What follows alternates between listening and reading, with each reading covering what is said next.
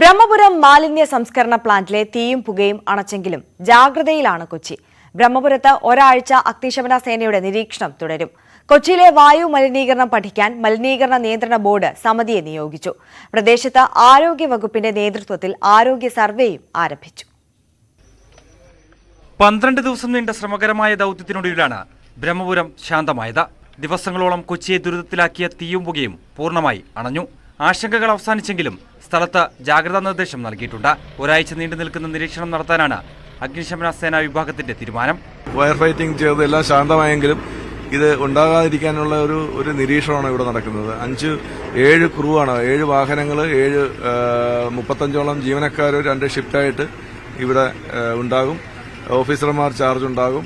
ഞങ്ങൾ മോണിറ്റർ ചെയ്യും. Monitoring committee ഉണ്ട്. ആ കമ്മിറ്റി മീറ്റിംഗ് കൂടും വൈകുന്നേരങ്ങളിൽ.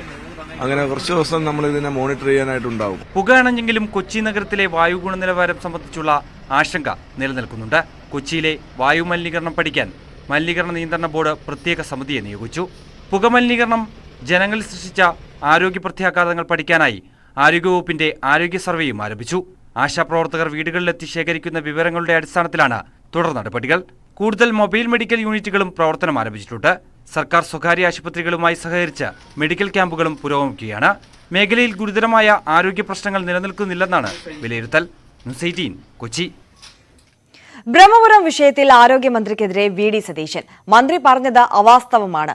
ഒരാരോഗ്യ പ്രശ്നങ്ങളുമില്ലെന്ന എന്തടിസ്ഥാനത്തിലാണ് പറഞ്ഞതെന്നും ബ്രഹ്മപുരത്ത് നടന്നത് വലിയ കബളിപ്പിക്കലാണെന്നും പ്രതിപക്ഷ നേതാവ് പറഞ്ഞു.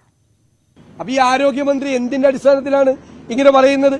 ഒരാരോഗ്യ പ്രശ്നവും കൊച്ചിയിൽ ഇല്ലാന്നല്ല പറഞ്ഞത്. എന്തിന്റെ അടിസ്ഥാനത്തിലാണ് ചോദിച്ചത്?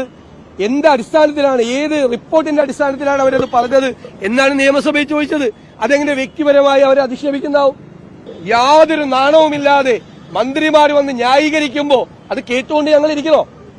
അതിനെപ്പറ്റി ഞങ്ങൾ പറഞ്ഞപ്പോ ക്ഷമിക്കുന്നതാണെന്ന് പറയുന്നതിൽ എന്തർത്ഥമാണുള്ളത്? ഇവരുടെ കെടുകാര്യസ്ഥത, ഇവർക്കാണ് ഉത്തരവാദിത്തം.